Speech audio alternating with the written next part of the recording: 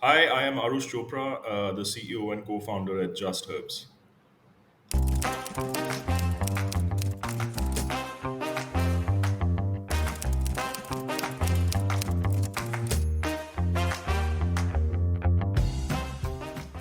So, Arush, what is Just Herbs?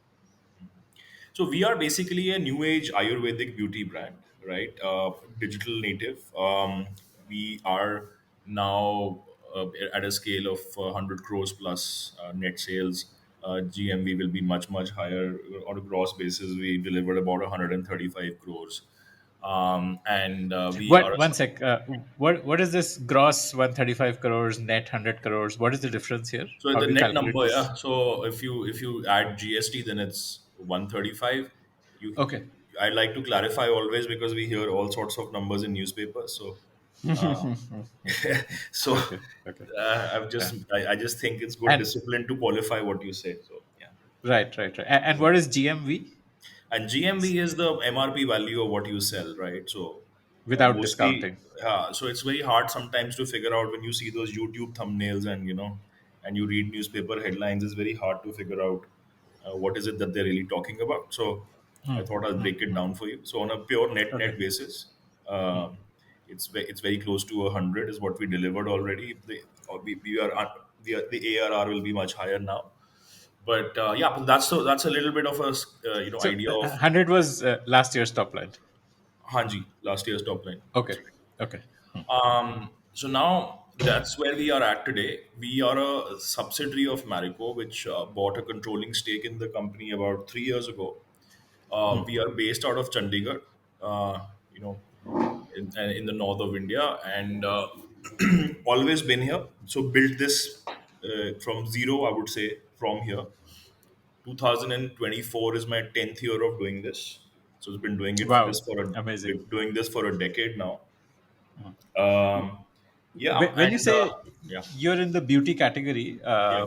can you break that down? Like, because this beauty is a big over. Like, I mean, even Mama Earth would, I mean, could be in the beauty category. So, what all is included in this category, and which space do you Sure, occupy? sure, absolutely.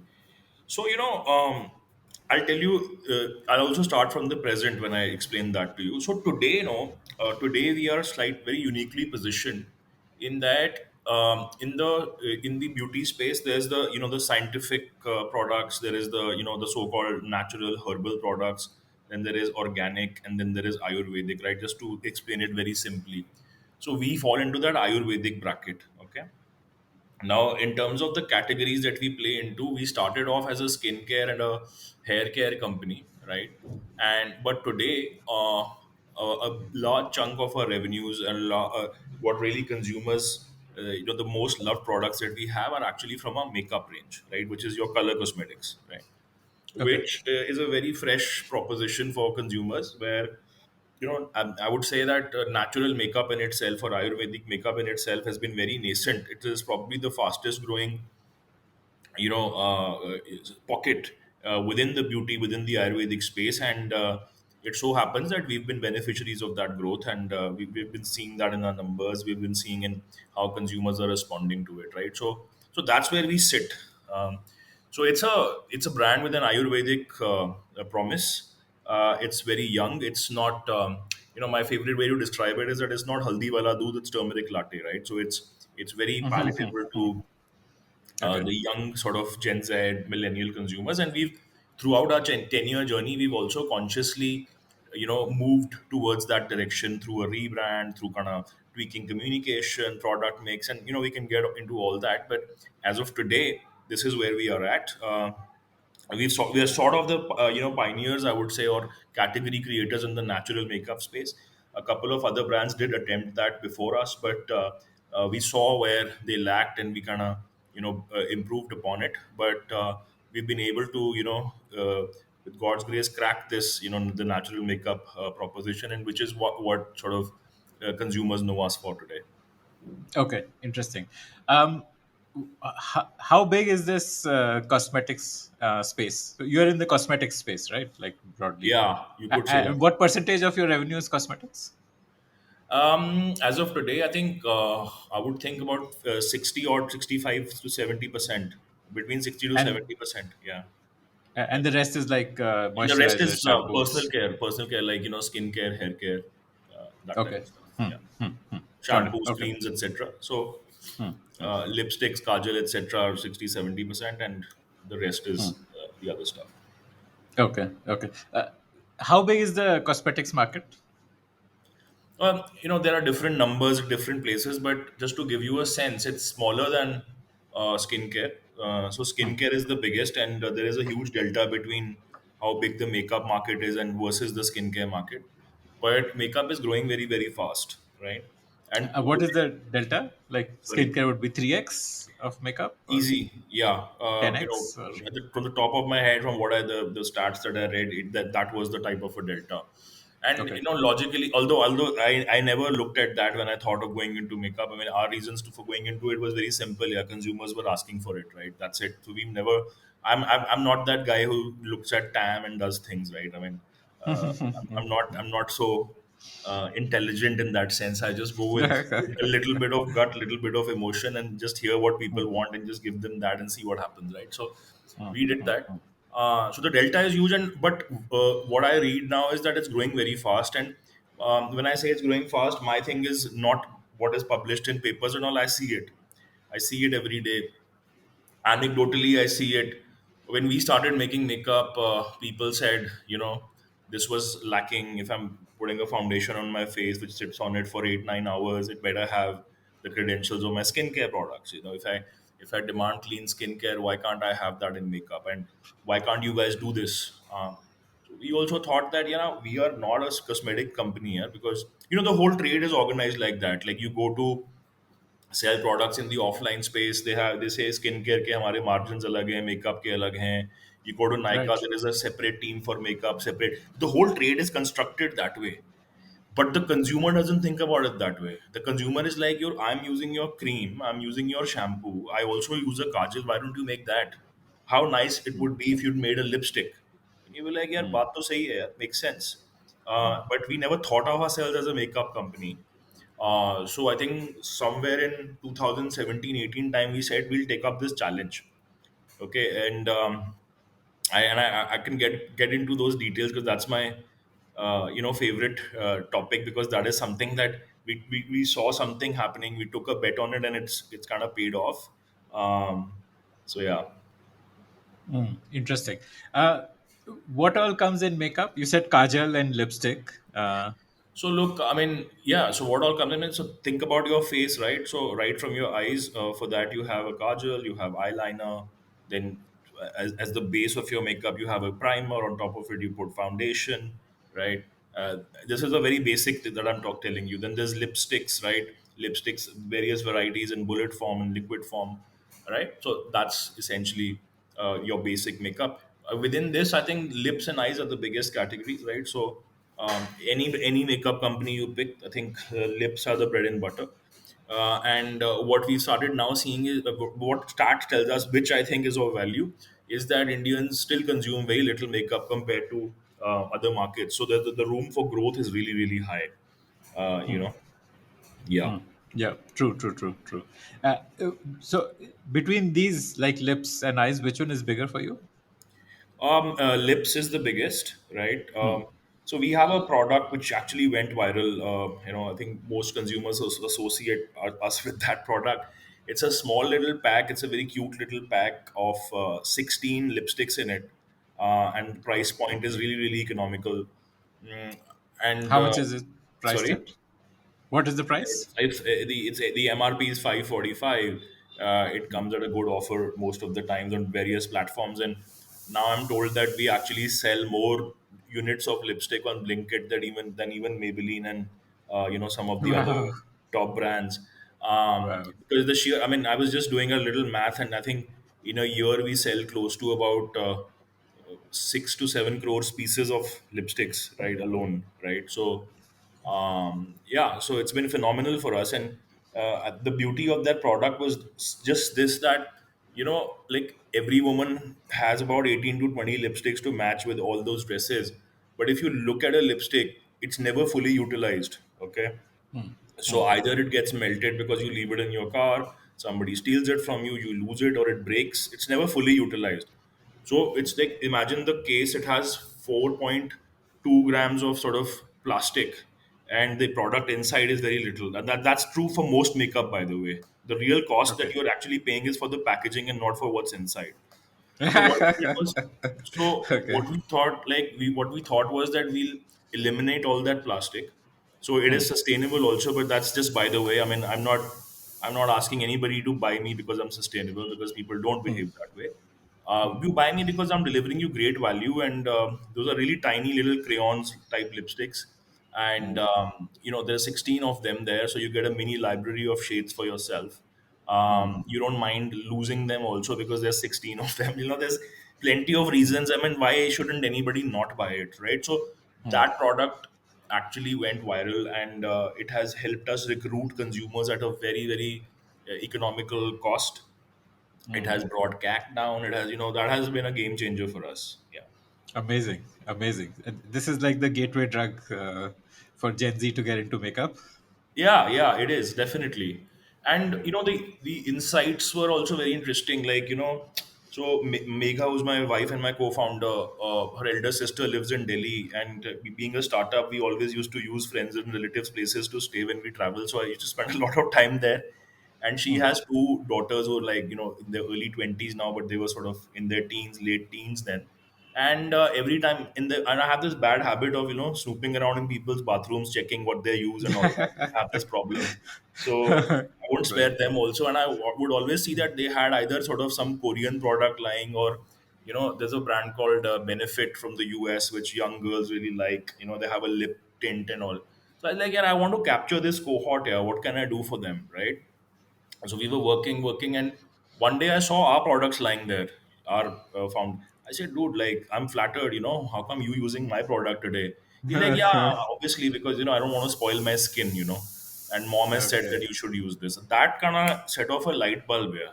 Like, I had never imagined a use case around makeup, that this is better for my skin, better for you makeup, right? So then we said, let's double down on this, man. Like, let's forget everything else. Let's just double down on this.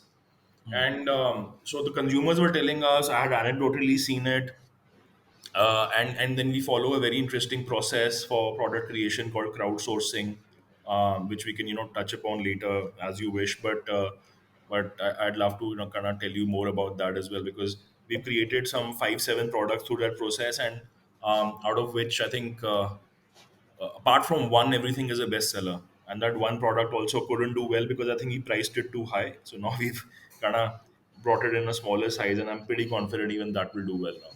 So yeah. What is this crowdsourcing method of new product यार, development? so इसमें क्या था कि, and this has roots in how we started, right? So when we started, we were bootstrapped. So out of these 10 years, no, Give uh, me like a quick overview of your pre-starting journey, like what Ah, up to then, the then, point then, when you then decided to we'll start. then we'll bring you here. That this, because everything Uh, is related, right? So, yeah, yeah, so yeah, yeah, yeah. Let's hear from the 2014. beginning. So I used to live in Singapore. I was working in a investment house there.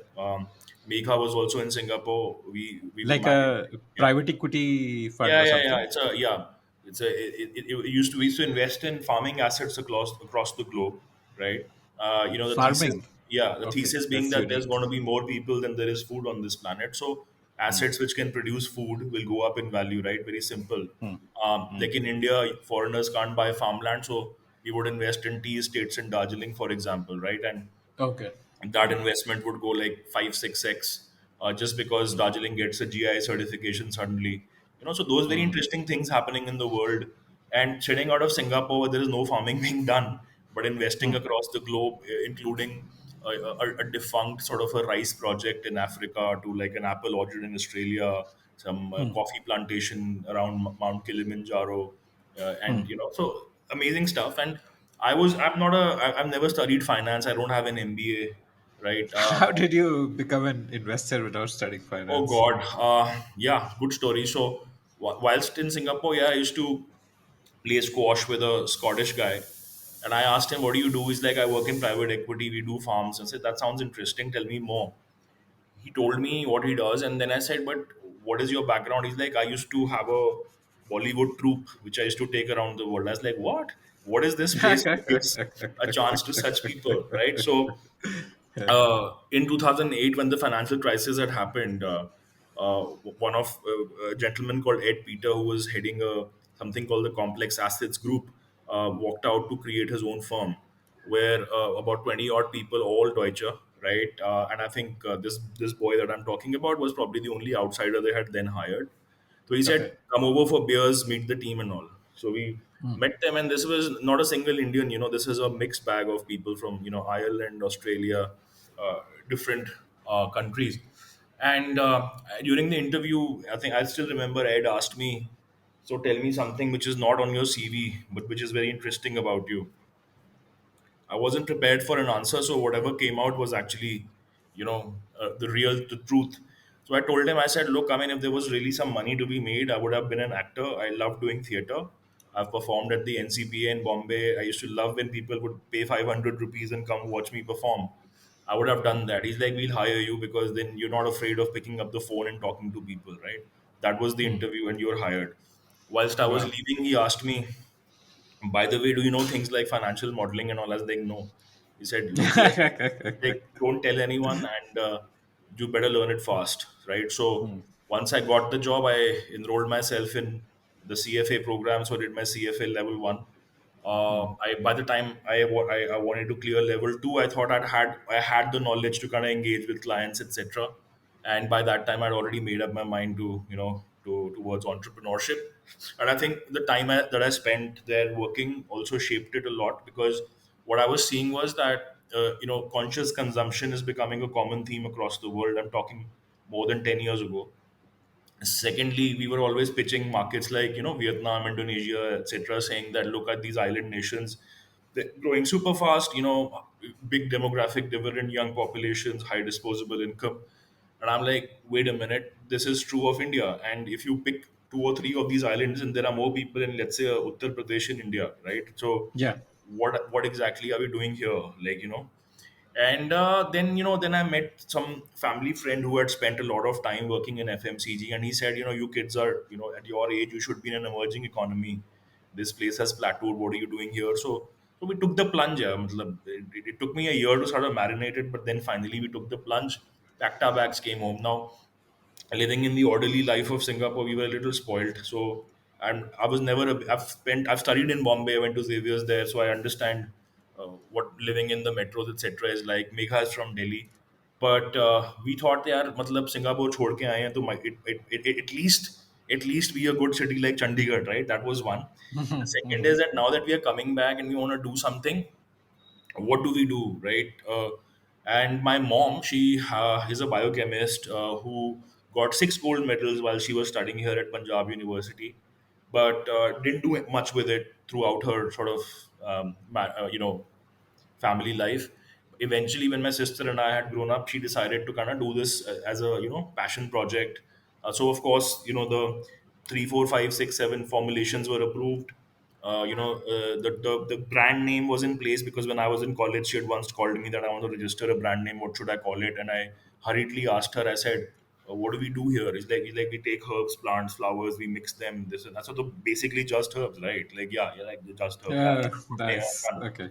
10 minute में नाम, वो सब था, The, वो and सब she था। was running it out of her home. Like she was No, doing no. So small we had batch. a so we had a industrial unit. My dad back in the day had taken an industrial plot where he thought he would do something, but we weren't doing much with it. So you have to build 25%, otherwise the government takes it away, etc. So that 25% that had been built, she was working from there like a shed. Like it was like a tin roof, etc. So very Okay. rustic. The rest of it was all kacha, and she was growing plants there, which she would then make some extracts out of and all that. So I really liked that. I saw, and I'd used the And this products. was Huh? like skincare and hair care products that she Yeah, was yeah, doing. skincare, hair care, even Okay. dry powders, etc. We still have that mill where she started doing this and all, like a small chucky where you piso everything and all. So yeah, so when I saw that, I said, look, I mean, let's stay close to the source of the products. It only made it just felt the right thing to do. And we didn't know that this is going to become a business. I don't know why we were doing this. We were just too moved by the whole idea of creating something. and we just dived right in. Yeah, we didn't think much. And I'm talking 2014. I think 2000 November 2013 is when we returned. So that's why I would call, we started in earnest in 2014. 5 odd years, we till 2018, around 4.5 to 5 years, we were a bootstrapped venture. We were not even a What? private limited company. We were a partnership firm. Hmm. A Hmm. bootstrapped venture, never cared about anything. The product, the business was doing well. It was putting food on the table. The first What, car I Yeah, what sorry. did you like 2014 when you got involved with what your mother was doing? What did you add to it? What was your contribution to it? So all we had was a few basic products which were not very finished. They were too raw. There was no proper packaging. The supply chains to add new products weren't there. There How was was it being sold? Hmm? How was it being sold? It was through some fairs, some exhibitions. You know how typically people do, friends and Okay. family. A couple of Okay. just put a listing on India Mart. You get that one odd call. Hmm. In a month. Okay. Sometimes it There was materializes. no go to market. It was like a little bit more than a hobby, I would call it. Right? There was Yeah. nothing. There Got was it. nothing there. Hmm. So we built everything when we came. Which we then again rebuilt. But that's how we did it. So bootstrapped, yeah. So 4 lakh rupees, I think, bank limit I got from SBI. There's something called the CGT MSC scheme where you don't have to put any collateral.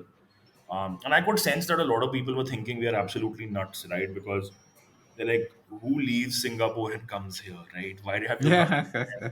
And I live in Chandigarh, where there's an immigration center in every 10 steps away. So the whole place has a Yeah. atmosphere of being obsessed with going to Canada, UK, Australia. Yeah. People are like, there is still time. Australia is quite lenient these days, and you have good education. You've studied in England and all that. You get it. I'm like, are you guys crazy? Like, we've come here to start something. You know, instead of encouraging, I'm sure they meant well. But it was really odd listening to all that. So 5 years we had to just keep our heads down and work. So that four odd lakhs from SBI, and the rest of it was my credit card, my personal savings. Megha would like really get angry with me that you're blowing up your savings on Facebook ads, and who does that? Yeah. I'm Okay. like, Yeah.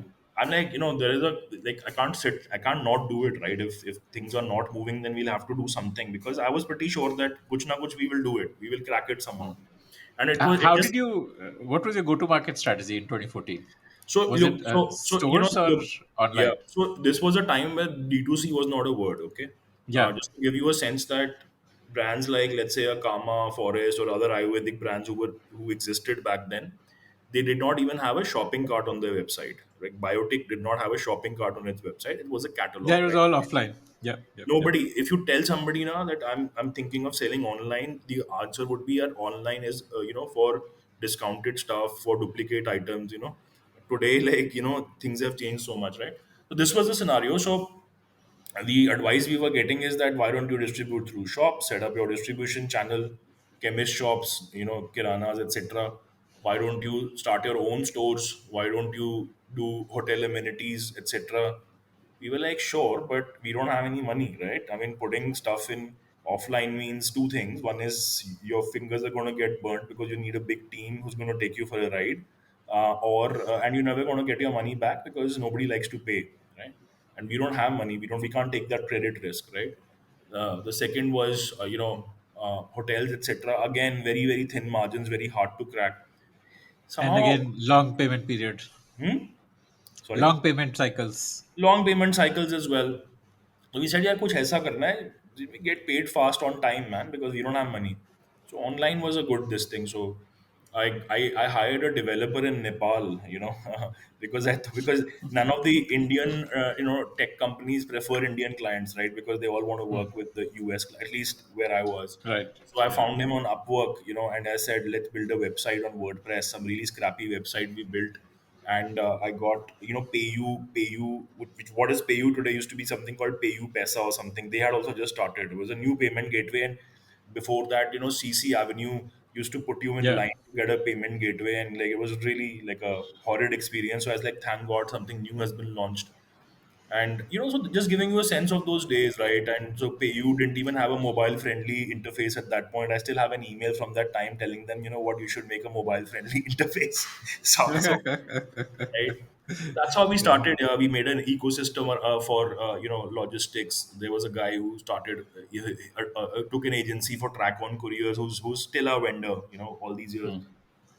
We told him, you'll have to do COD, and he said, "वो क्या है?" So I told him, customer will pay you cash and you have to bring it back. So there was some 10 odd thousand rupees we had to collect from him, and he said, "Sorry sir, वो तो लड़के ने रास्ते में खर्च कर दिए, तो मैं आपको अगले महीने Oh, दूंगा."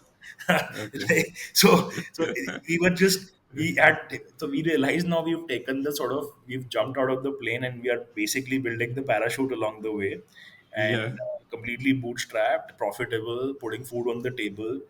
The first car I ever bought after coming back, which I recently sold 3 4 days ago, Mm. was bought with those winnings in the beginning, and our customers were funding us, yeah, for 5 odd years, right? Um, Amazing. then what we realized is that And now we are getting some like, scale. Yeah, how did I mean, buying beauty products online from directly like the brand store instead of going through a Flipkart, that would have been really hard to convince people to do that, right? I mean, you trust the Flipkart, so you might still take a bet and yeah. buy from a Flipkart. You know, we I just didn't like the idea. So first of all, when we started, Flipkart wasn't into beauty. The beauty came much later. Nika, we've been working with from day one, when Nika was just a PowerPoint presentation, right? Wow. Mm, Okay. but I always thought that, my value addition only is, like, this is what I enjoy doing. Also, I'm naturally good at, which is basically to tell a story, right? Because the first story I told my dad when he said, "Oh, how are we going to compete? We don't even have a proper factory." He's an engineer, right? He thinks in terms of machinery and plant and all that, right? For him, Mm, that is scale. So I said, we don't need a machinery, because somebody buys a product, they don't want to know where it was made and how it was made. Of course, that plays a part, but it is also about, you tell the whole ethos behind the brand, right? So how do we do that? We just record a video of a product being made. These are this is Neem has just arrived. We are making it. We make a video. We post it on Facebook, yeah. Okay. and that's how it Okay. started happening, right? So people could Mm, relate to it, and now it's become like a so-called playbook for many mm, brands, mm. who try to be sort of authentic. It's like it's staged authenticity. In our case, there was no place to sit, so we are sitting on gunny sacks and making videos. So, the people who are working, we just sometimes talk about them. The guy who's packing the orders, we talk about him. So I think we were quite ahead of times, in being authentic, because we didn't know anything Right. better, so that was quite different and refreshing, because normally Yeah. you would, on a cosmetics page, you would see a well polished ad of a model and all that. Never did that. Mm, um, mm, mm, we hadn't paid an influencer ever in our lives, in mm, about 6 years of our existence. It's only when I mm, got some mm, funding, and we wanted to scale harder, is when, even then, we were very very sort of tight with spending on marketing and burning cash, etc. mm. Amazing, amazing. And your revenue, what was the split from Nika versus own website for those first five So, years? interestingly, and I'm told this is an anomaly, which I realized I was told much later, is that, till about until 3 to 4 years ago, 85% of the revenue used to be our own website. Even Amazing. now, because other channels have grown, the mix has come to about 40 45%. Mm, But it still is a major driver for us, and it always has been. amazing, We have had, amazing. when the website I developed with the Nepal developer was so bad that it would go down, the website would freeze. And yet, our old customers would probably remember, they would call me and say, can you just quickly send me my shampoo? Look, I don't have any time to, use your website. It's horrible. Can you just send me those products? Or if can you send it to me, just take my order on the phone and just do it faster. So I was like, okay, at least we are doing something right. And through that, we used to get a chance to connect with consumers, okay? And we were spending money on Facebook ads. Traffic would come, a little bit would convert, and I was seeing, So about for every 100 people, two or three people would buy. And I said, that's not good, yeah. Today I'm told that's the standard conversion rate in e-commerce. But to my Yes. sort of beginner's mind, it was like, what? That's a horrible percentage. Yeah, we need to do better. There's a lot of money getting wasted. And how do we do that? So, like you said, getting people onto your website is hard. We said, let's not bring them here. Let's go to where they are. And where were they? WhatsApp was taking off. Everybody was on WhatsApp. We said, let's go to WhatsApp and talk to them there, do some what we now call consultative selling. We just accidentally started doing that. So I put my own WhatsApp number in the Facebook ad, and I said, if you want to know more, consult about your products, and if you form a regime for your skin, then you can WhatsApp us. And then I sat with mom and I said, look, let's do it. Like once we did it with a few customers, like I would send those questions to mom, and then she would make the regime and also tell what to eat, what to do, what lifestyle to lead.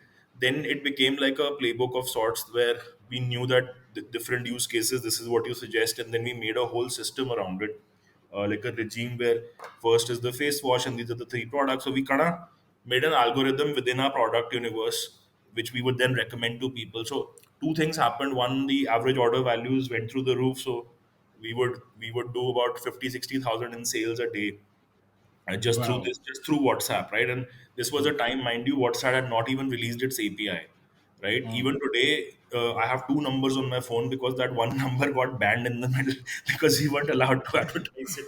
uh, so that's the first thing that happened. The AOVs went up. The second thing was that we became one-on-one with consumers, so we really know who are these people from different parts of India who are actually ordering our product. How do they talk? Do they use the word glow? Do they use the word fairness? Do they call it a shower gel? Do they call it a body wash? And then that would inform our SEO efforts, right? Like what is the search term? And it gives you a good insight. Then what took it a Yes. step further? Sorry. No, I said yes. Yes. Yeah. So then we took it a step further. We said, let's create a community around it. I mean, these buzzwords didn't exist. Now, this was just us thinking logically, right? First principles thinking. We said, let's sort of build a club or something of people, because getting repeat people to buy repeatedly from you will always be easier than getting new ones, right? So Facebook groups were popular at the time, and so there is a group called Just Herbs Insider, which still exists with about three and a half to I think between 3 to 5,000 women a part of it. These are people who shop at least two times on our website. Then we created an email flow, email automation that you're most welcome to join this group. It's an exclusive group. Even before joining, you ask 3 4 questions, and a moderator approves it. It's heavily moderated, and in this group, you'll have access to the founders. You can speak to them, you can talk to other users, exchange tips about products and all. I got this face wash, but for me it's not working. The other one would say, no, you should do this. You should, this face pack didn't work for me, you should add a little bit of cream to it. We are not, people are talking this chatter. So there's like a whole sort of a cult being created, and in that cult people started telling us that please make makeup. Okay. And that's how the process of crowdsourcing was born. So the first time we ever did it, we in that group somebody said, "Look, I'm an office worker, and first of all, there is very little time to get ready, and secondly, when I use makeup, I have to use makeup, and when I use makeup, it cakes up on my face. I see those creases on my face. It looks very artificial. Can you create something very lightweight, which is very breathable? And because you're Just Herbs, you'll be able to do it. ऐसा कुछ करिए." That's when we thought, we are not a makeup company. How are we going to do this? But then we took it as a challenge. And, my mother is the type of person, once you challenge her for something, then, she really gets at it. So they said, let's do it, right? So we created, a prototype, and we created, like, you made small little jars, 5, 6 small little jars, put them jar A, B, C, D, put them into envelopes and shipped it out to, like, some, at that time, it was 300, 400 people who had signed up on a form, right? And that's how we chanced upon crowdsourcing and how it is done, right? So first time we did, consumers loved it. That this was not a time when people could sort of change their clothes on Instagram. It was not a thing, right? So Hmm. but so when somebody talked about a product without getting paid and all that, it was a big thing, right? So but people talked about this on their social media. Look, I've got this. I still have those videos. It's like a, it was an amazing moment. People saying that this has never happened, that a beauty company is asking us and making things with us. And it is a very top down industry, right? I mean, the whole idea is you put money behind a trend, create it, You say Moroccan oil is good for you when you don't really need it. You have coconut oil. Nobody asks consumers what, and let's make a product together. So we did that, and two things happened. Consumers got very invested in that product. So obviously, it gets a push, and your chance of failure also reduces because you have a very good sense ki ye chalne wala hai, or and Mhm. if there is some deficiency in the product, you can correct it before the launch, right? So we did that So with one product.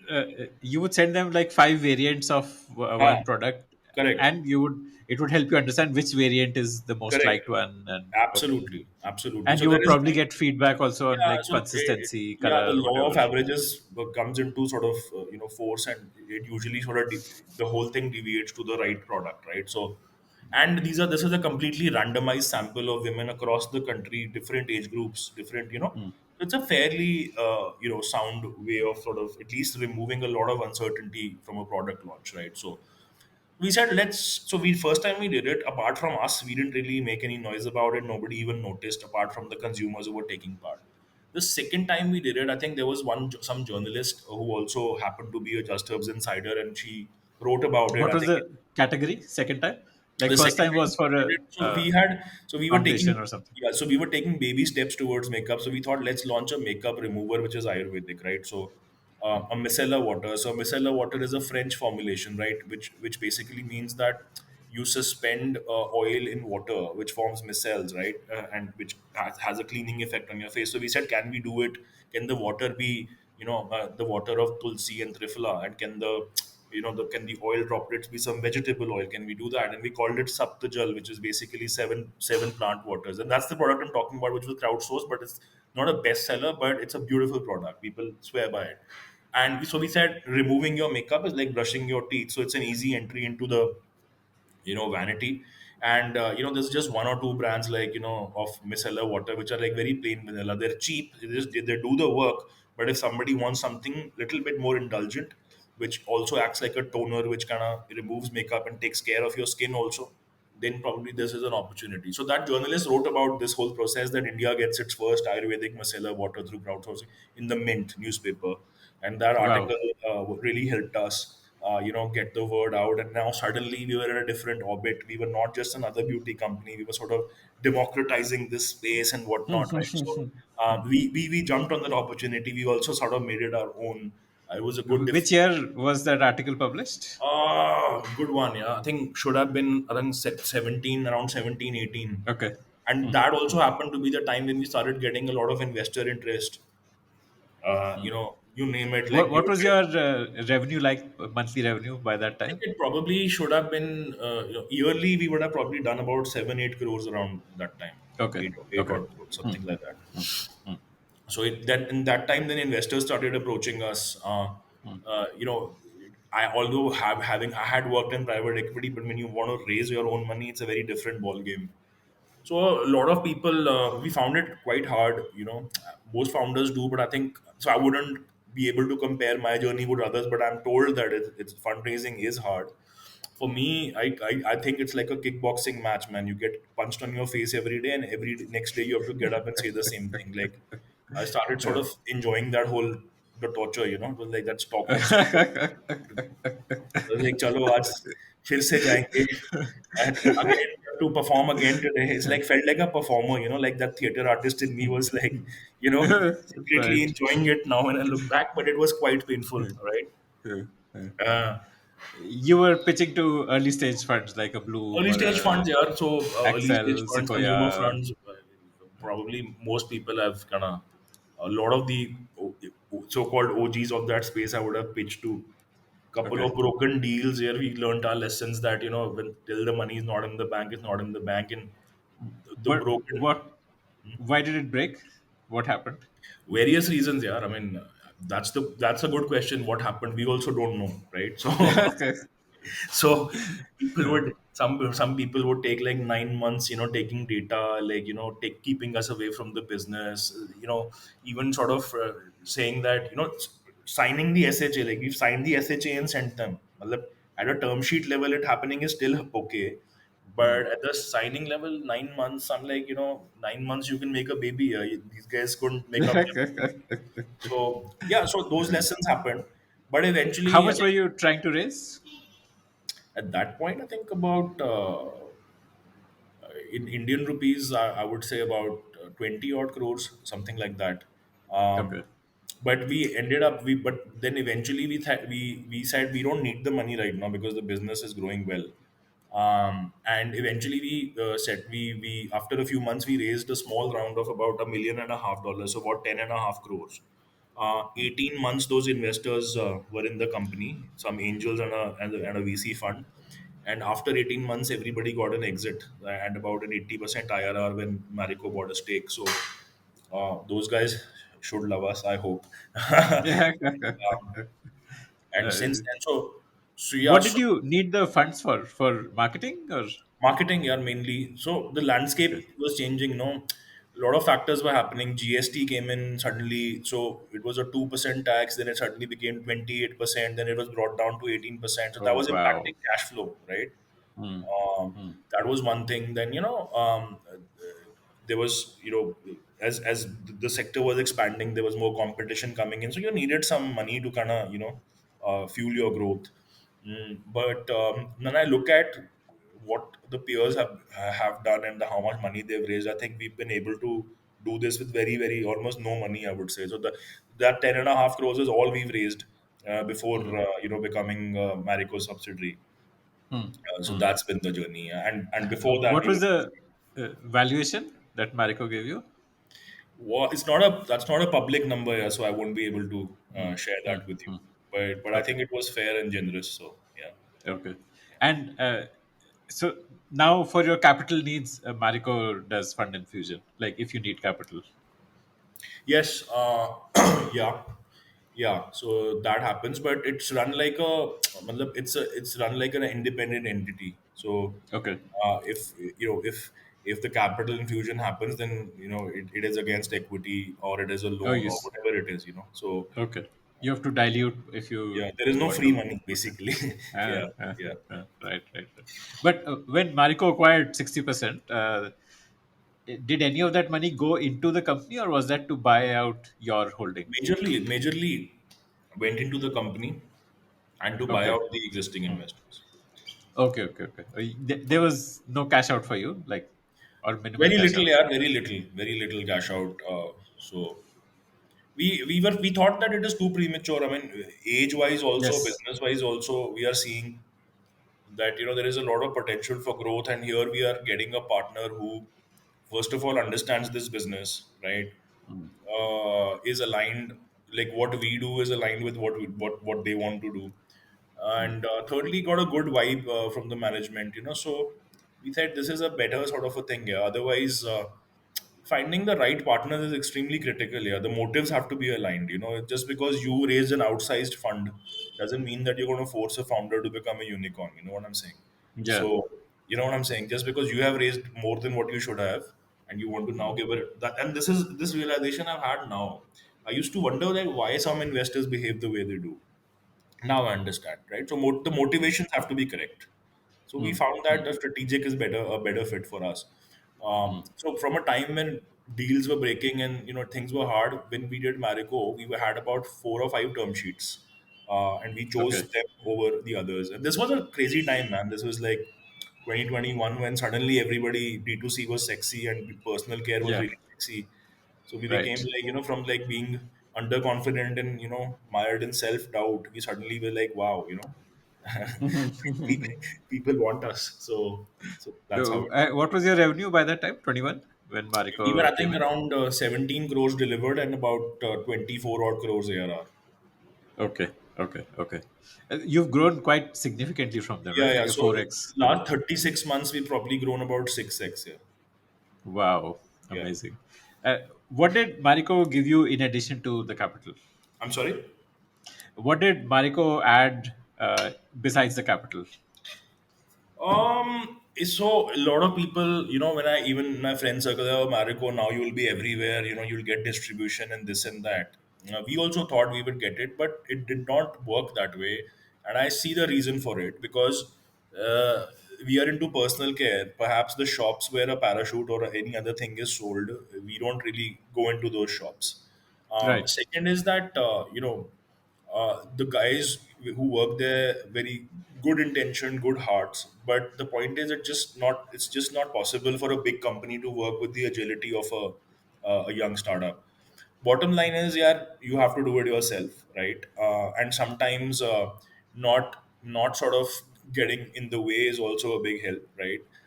That is one. But where I think the help was very very clear is a lot of the back end stuff, like, a simple example here. We were playing, so the financial discipline of running the business, right? P&L management. Sometimes, when you're a VC funded company, you do a lot of things which are not sort of which you wouldn't do normally in a business, right? Because the intentions are just to grow and grow at all costs, right? So that Mm. financial discipline of how to first of all understand a P&L, construct it, and then improve it along the way by building those efficiencies. And once you identified where are those opportunities for bringing it down, for example, our logistics cost we cut down tremendously in the last 2 years, because 2 3 brands came together and we got a good deal, right? Similarly, in terms of, let's say, for our 16 pack of lipsticks, right now we needed to get molds made. I had never gotten a mold made in my life, so I took their help.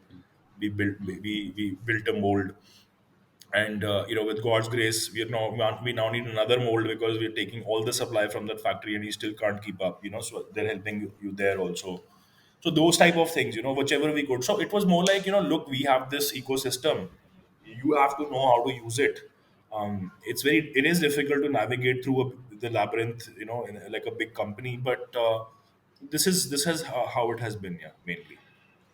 Like you were able to build relationships with the right people in Marico to help you find solutions to problems, Yes, basically. to some extent, yes. I think there are two things here. One is that we are sitting in Chandigarh, they're in Bombay, which is also good Okay. in a way, because personally believe that if a startup has to survive in a big company, it should be located in a place where you have to sit in a plane to come and not in a car, right? So that's a good, right?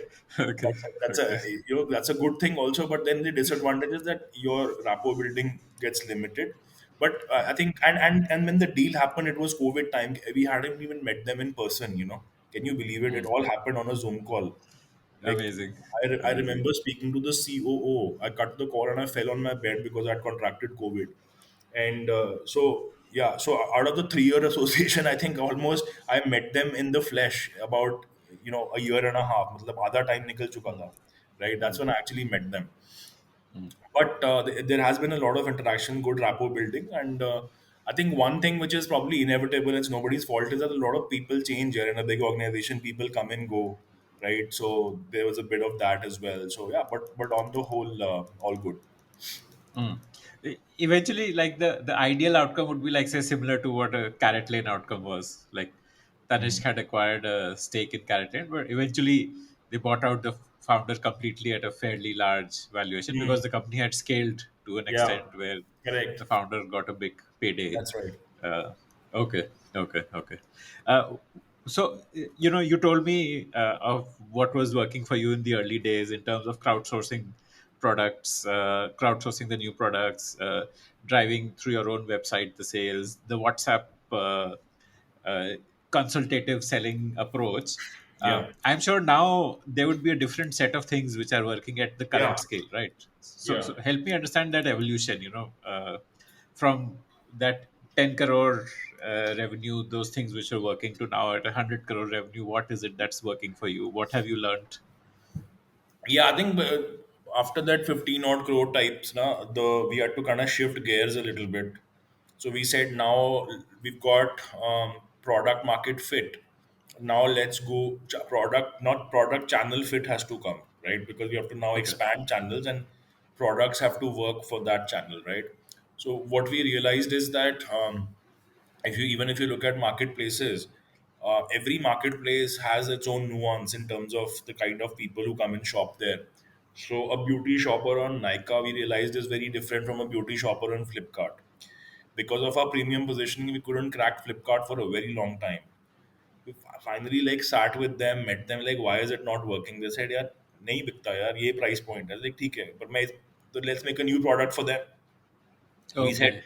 let me create products for, let me do it backwards. You tell me what do you want, how can I help you? recruit new consumers on your platform. I tell this to young founders, I like ask the category manager, what can you do for them?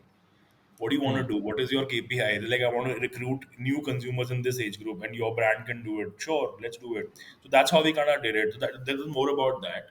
And Okay. secondly, then What did you create for Flipkart? Just like as for a case example, study. we partnered with Atiya Shetty, right? And we created a beauty kit for them, which was exclusive to them, right? Which they can, Okay. which we then went big with. They put us on the, in the one of the specials on their Big Billion Days, for example. This was Hmm. after having done miserably on their Big Billion Days the year before, where we couldn't even get our stock inverted. So we were trying to figure out what is this beast called Flipkart and how does it work. So this time we said Okay. we'll go prepared and we'll crack it. So we Uh, did that. I'm what similar. price point worked? Sorry. What was the price point that worked?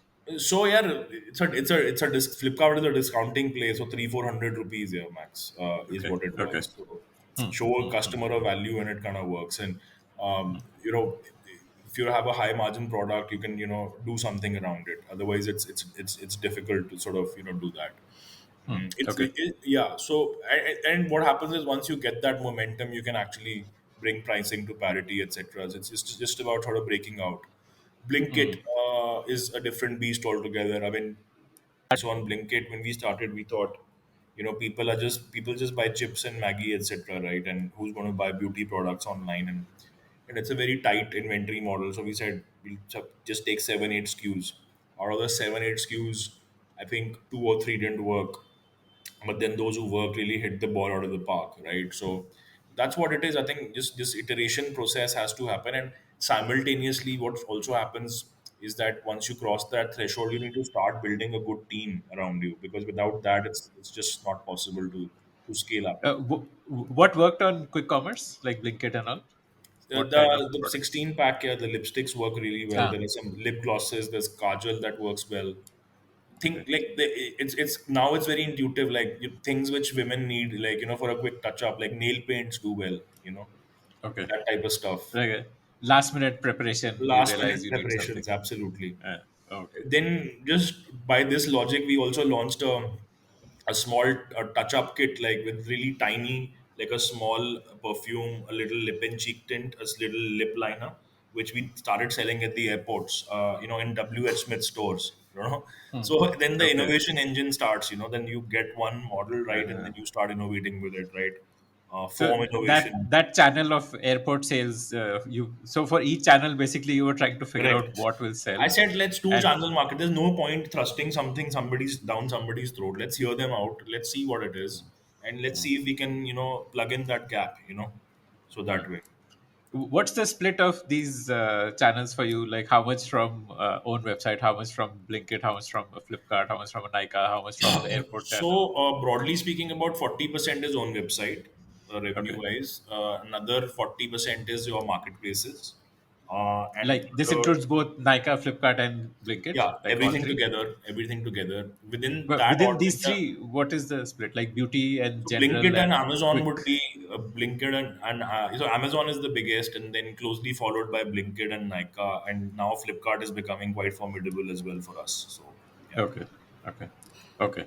Uh, yeah, and and this airport channel and offline, like how much do so you sell? offline is about 20% of the business. Airport is very very tiny. We just started it, but in the offline, our channel is your distribution basically.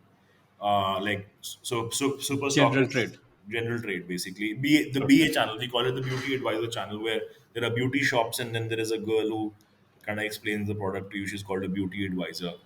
And so there's about 500 odd touch points.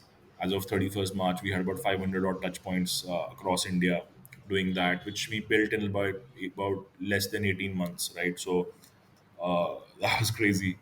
Um, So, building that team. how did you? Does a BA channel mean that you have to deploy that girl, Yeah, or yeah, okay? So you yeah. have like 500 beauty advisors deployed pan Yes, India. yes, yes. Not Okay. exactly 500. There will be with this. This is beauty advisor is not 500. I think there will be somewhere you don't need a beauty advisor because the shopkeeper doubles up, or the Ah, shopkeeper will right. provide the staff. So it's a mix. I think I wouldn't say that all 500 are like on our rolls But how much sales do you need from a store to justify putting a full-time beauty advisor there? It depends. So in a Delhi, the shopkeepers charge you higher rentals. At some places, they will charge you lesser rentals.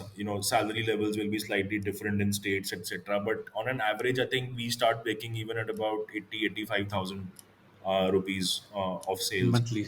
Okay. Two reasons, yeah, because we enjoy like a little bit higher margin because of manufacturing. We build our own products, and also makeup has slightly higher margins than skincare. So Okay. yeah. Uh, you said rental. So the shopkeeper is not taking the sale revenue. He's charging you a fixed rental.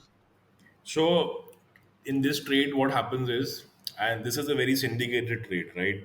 The rules have been the same 10, 20 years ago, and I don't see them changing 20 years from now. The shopkeeper is the boss, right? The shopkeeper has a lot of power. Now, Hmm. at this point, there are more brands than there is space in the shops, right? So it's a revolving Yeah. door. It's like you won't give it, somebody else will give it. So he will say, "This is the space I'm giving you. Please put your display unit here. Please appoint a girl and pay me either a fixed rent or a percentage of sales. Depends. That's your Hmm. negotiation, how you can do it. You have to Okay. now squeeze out your margins. Your EBITDA has to come for that channel from all these costs after taking care of all these costs, basically. Okay. And how big are these stores? Like, say, I don't know if you've seen Modern Bazaar in Delhi. Hmm. Like, are So those the modern kind of bazaar stores is you? is modern trade, right? That's a separate channel. So there we Okay. do stores like Wellness Forever, for example. We don't do modern trade anywhere where they don't buy stock from us. I mean, I don't want to do any other model, right? So modern trade and modern trade, I think right now is going through some sort of an upheaval as well. It's like there's a lot of churn, I would say, things shutting down, closing, getting sold, Hmm. so there's a lot of this. So modern trade, we in the last year we didn't pay a lot of attention on. We have some accounts of modern trade, like Wellness Forever, you'll find us, which is very active in the western part of India. um, Okay. yeah, Health and Glow we And used to work with in Bangalore, but not anymore. For okay. the same reasons, I think there was some management changes, etc. So so we'll These build are modern like trade. Modern trade will BPC keep coming up. specific stores. These are not like uh, all inclusive stores. Like BPC, a so like for example, Wellness Forever is it's not really a chemist shop. You do get a lot of other stuff also. You could say a BPC okay. specific store, yes, or a Okay. Noble Okay. Pharmacy Got it. in Bombay, that type of stuff. That's for Hmm. me. I define that as sort of modern trade only. Okay. Okay. Whereas my beauty advisor is like in every city, there will be those few famous shops where the ladies of the house will go to buy their, lingerie and their cosmetics and things like that. Where in the north, she will go and do her Karwa Chauth shopping, So it's like Hmm. it has a fixed clientele like for years, and the shopkeeper is like the influencer there, those type of Oh, okay. shops. Yeah. Okay. Okay. Okay. Okay. Okay. Got It it. Got needs it. a very Okay. specific kind of a team, very specific kind of a team with the right relationships already built, because otherwise you Hmm. can easily burn your fingers, in this trade. Hmm. Okay. Because you need that insider knowledge of how much you should Yeah, negotiate yeah. for. There is no time to do it on your own. Like I'll learn it on my own. I think that has been a Yeah. big change. You asked me now what changes. This changes. This attitude changes.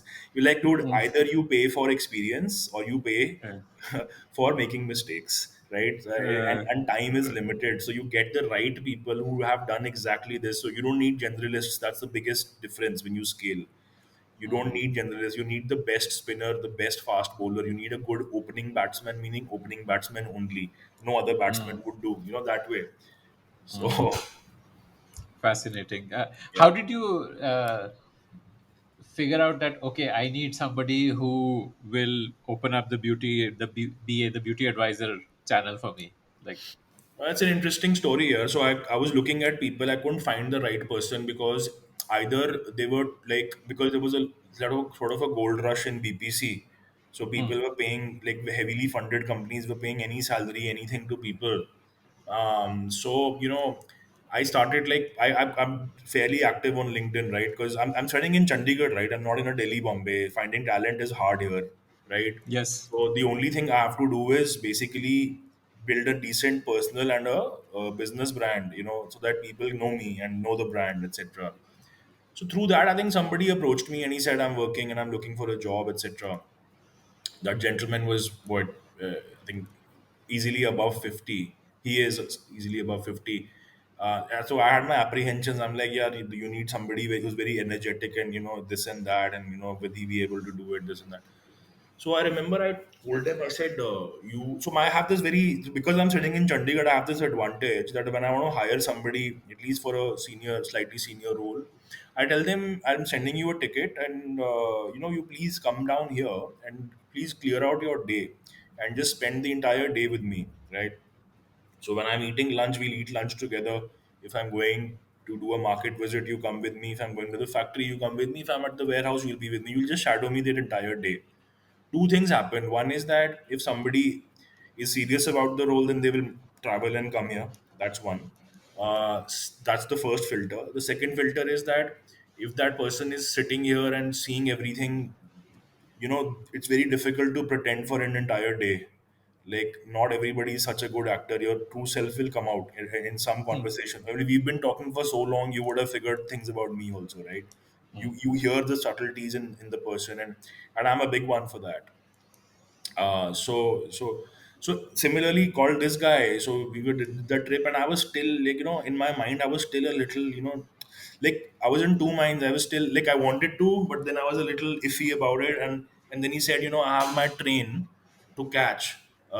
So I said, you will not make it because we're very late. So I told the driver, I think you stay here. I'll drive the car and I'll drop him to the station. So I was zipping and I was talking to him on the way and I just asked him, I said, bro, tell me something. We don't have this channel at all, right? And we are not you've come from big companies like, big Revlons and color bars, etc. And why do you want to work with us? He said, look, I'm 50 plus. Now what I want is legacy. I want in the market people to say that in the offline trade, this brand, Just Herbs, was built by me. That kind of like uh, a light bulb went up. I was like, because that is the motivation, and I believe in aligning motivations of people. I said we are also doing it the same reason. We are a little crazy that way, and he has that little bit of craziness. And I was that decision was right because he's probably more energetic than anybody. We started alone with him. I said we'll start Delhi. So he took me to a shop in Kamla Nagar, which is a very famous shop. So all the groundwork was done. Like, if I had to like sit and figure out what is the universe of these shops, he had all the data. Yeah, where does Lakme sell more? Where does this one sell more? यहाँ पे payment मिलता है या नहीं मिलता है, इसमें नहीं जाना, इसमें हम बाद में जाएंगे, this we will do first, and when the other one will see him, he'll also call us, so all that stuff was sorted. So, Wow, but amazing. so I went with him to this Kamla Nagar shop, and that guy said, "Oh, herbal है ये, अच्छा अच्छा, ये तो फिर long stay नहीं है ये वो," and he started like dismissing us right there. So then he said, "Sir, एक मिनट उसको सूखने तो दो, like you put it on your hand." Then he said, "अच्छा नहीं हो रहा." And then the beauty Hmm. advisors attack you from the other brands, and they start putting the product down. Arey, this compact has coarse grains and all that. And I stood there and I kept hearing everything. Then he took off. He's like, "Look, you are giving this discount on Nika. What will you give me? Tell me that, this and that." So, matlab, for 2 hours, it was literally like getting a complete walloping from the shopkeeper, right? And Okay. that's the power they have. And I've seen it with people from Marico on market visits also. When the retailer talks, no matter who you are, you may be a CXO or whatever, you just listen. Oh, wow. And he will tell you that, the mistakes you've made and what a bad scheme you gave last time, and all that. So he said, this is discounts are running. I said, but sir, you are also selling Nika. I said, Nika has opened a store 2 blocks away from you, and still you're keeping their stuff. He's like, yeah. Then he didn't know what to say. But I told him, I said, look, when I have a solution for your problem, I'll come back to you again. When we came back, we said, yeah, boss, Delhi, mein, na, Delhi is a very important market. Can't go wrong here. You go Hmm. wrong here once, they will never entertain you again. So I said, what do these to Mr. Gautam, who we hired? He said, so then what do we do? I said, where are you a tiger of? Tell me a state where you say, I'm the tiger here. He said, that's UP. I said, then let's start with UP. And people ask me, who starts with UP? I said, I Hmm. don't care, man. We start. The point Uh, is that we start. And then he said, And salespeople love doing this. They'll always have come up with excuses like, they'll say, oh, you don't have the right products. Who goes to market with just one type of lipstick? I said, I'll give you everything, right? I know I've come to a doctor. If I'm not going to listen to what he says, he'll always blame it on the fact that I didn't give him that. So that's the other thing I've learned, right? So remove everything, give them whatever they want, and then hold them accountable to it. So that's what we did. So I said, I'm not giving you Delhi. I'll give you these products, and then we cracked UP. We cracked UP, and by the time UP was getting cracked, the product range, channel market fit, the products were ready for that channel. Then we built a team, and then So once this, what products did you build for this beauty advisor channel? hmm? Sorry. What kind of products did you build for the So yeah, beauty a lot advisor of channel? nuances which again came from the people as we kept hiring them. So for example, in UP, for example, I think this is true of India in general. Everybody wants to look fair, no matter how woke you say you are, right? You still want to look fair. That's the yeah. It's very simple, right? I mean, we Uh, launched foundation. I remember people started saying that you only launched 6 shades. What about us? So we launched like 12 shades for darker skin tone. They just don't sell, whether it is compact, whether it is foundation. I learned my lesson. I'm not going to block money in that inventory anymore. Like, wokeness right. aside, it doesn't reflect Uh, in the numbers, right? uh, And in UP, I realized that even the lightest shades are not light enough for them. Like, so so so Mega, like we had to launch a foundation where Mega said, I will never use this. I said, but I don't like this is the reality. As you scale, na, you have to go to the lowest common denominator sometimes, and maybe sometimes you are not that. So your core, the first product you launch, you will use, we use it, but perhaps this shade you will not use. So makeup, NPD makeup looks very closely. So yeah, so that's what we did. So that was one example of it. So there were some other tweaks also, in terms of shades around lipsticks. There is differentiation around that. So in a state like Gujarat, people don't wear very loud colors. They would wear a nude or a brown more. Whereas in Delhi and Ludhiana and Punjab and all, it's all red and magenta. So those things we have to take care of. Fascinating. Okay, so one thing you learned was channel market fit, Channel like product fit.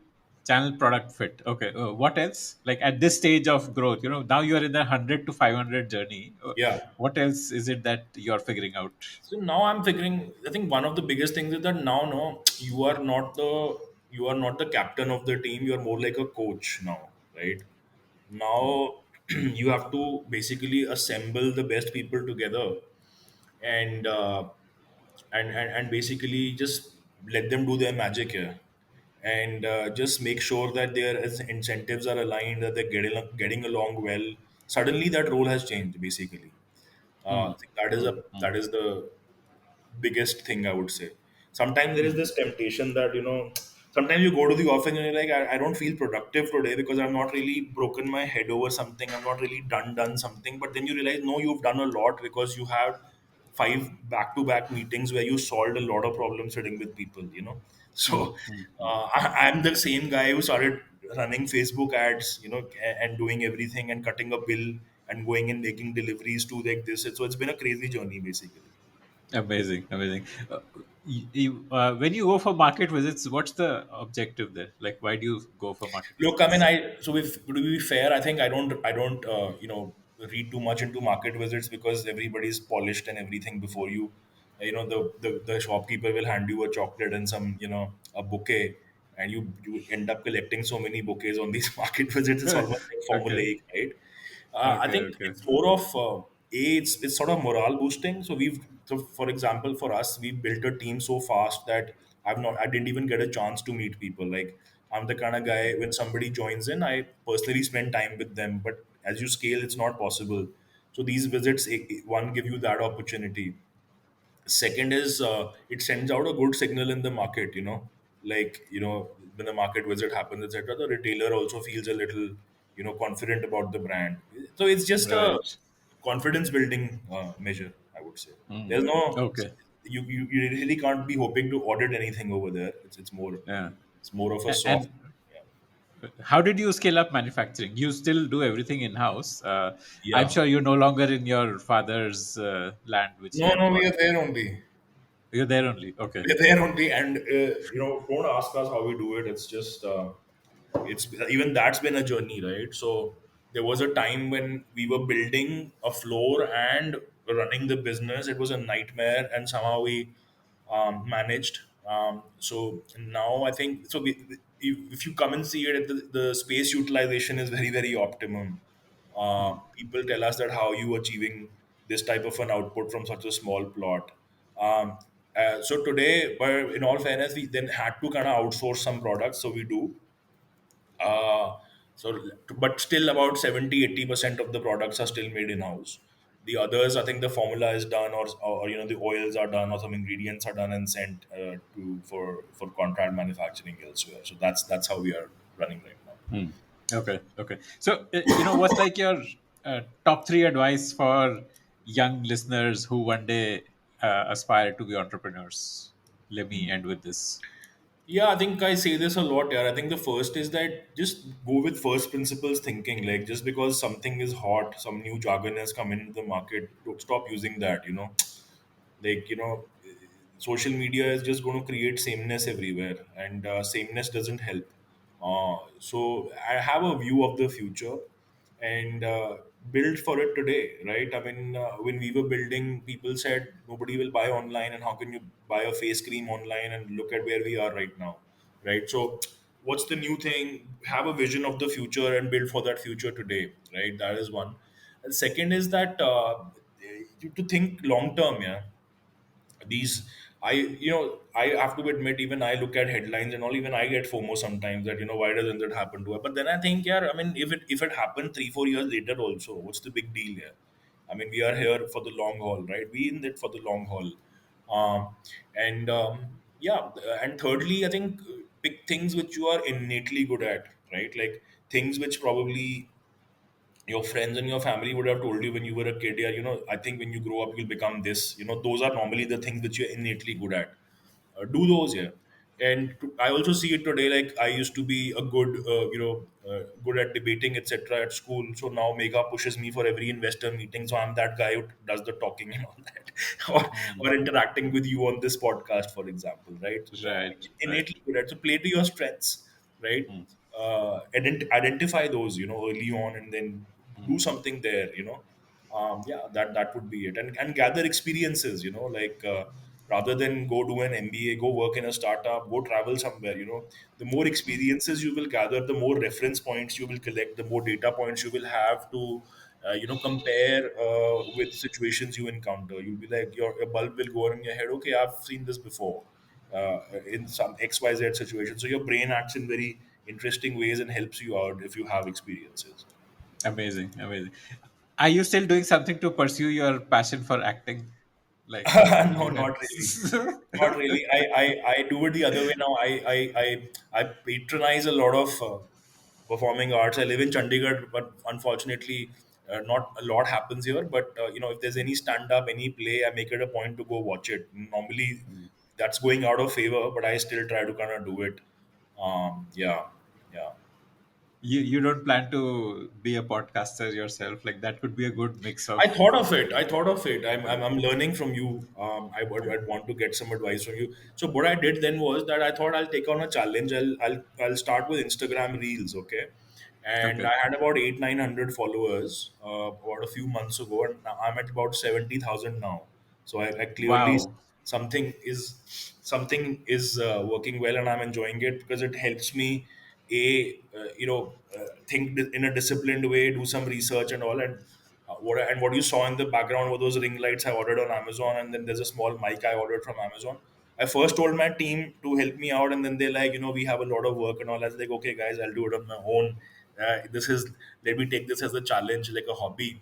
So I trained the guy who I told Megha to shoot for me. She's like, I don't have time. So I taught my cook how to shoot for me on the phone, and he does it for me Right. very sweetly, and then I get it edited through a remote work. What kind of content are you producing for So Instagram? business content only here, but I try to make it very very easy to understand. So Mm. just posted something yesterday around a few terms which are used on Shark Tank, for example. What is CAC? Uh, What is I did a reel around what is EBITDA and how to read a Hmm. P&L statement, and that reel got about 2.5, 3 million views.